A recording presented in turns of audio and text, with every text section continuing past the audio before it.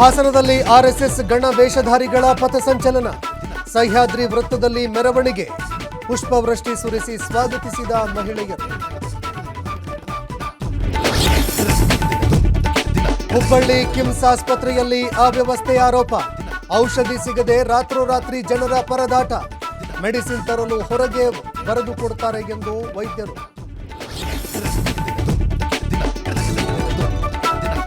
ಇನ್ನು ಮುಂದೆ ದೇಶಾದ್ಯಂತ ಮತಪಟ್ಟಿ ಪರಿಷ್ಕರಣೆ ಎಂದು ಕೇಂದ್ರ ಚುನಾವಣಾ ಆಯೋಗ ಘೋಷಣೆ, ಮೊದಲ ಹಂತದಲ್ಲಿ 10 ರಾಜ್ಯಗಳಲ್ಲಿ ಪರಿಶೀಲನೆ. ದೇಶದಲ್ಲೇ ಕೇರಳಕ್ಕೆ ಕಡು ಬಡತನ ಮುಕ್ತ ರಾಜ್ಯ ಪಟ್ಟ, ನವೆಂಬರ್ 1ರಂದು ಘೋಷಣೆ, ಸಂಕಲ್ಪ ಈಡೇರಿದೆ ಎಂದ ಸಿಎಂ ಪಿಣರಾಯಿ ವಿಜಯನ್. ಅಫ್ಘಾನ್ ಜೊತೆಗಿನ ಯುದ್ಧದ ಎಫೆಕ್ಟ್, ನದಿ ನೀರು ಸ್ಥಗಿತ ಬೆನ್ನಲ್ಲೇ ಪಾಕ್ಗೆ ಮತ್ತೊಂದು ಶಾಕ್, ಪಾಕಿಸ್ತಾನದಲ್ಲಿ ಕೆಜಿ ಟೊಮೆಟೊ ಬೆಲೆ 600 ರೂಪಾಯಿ.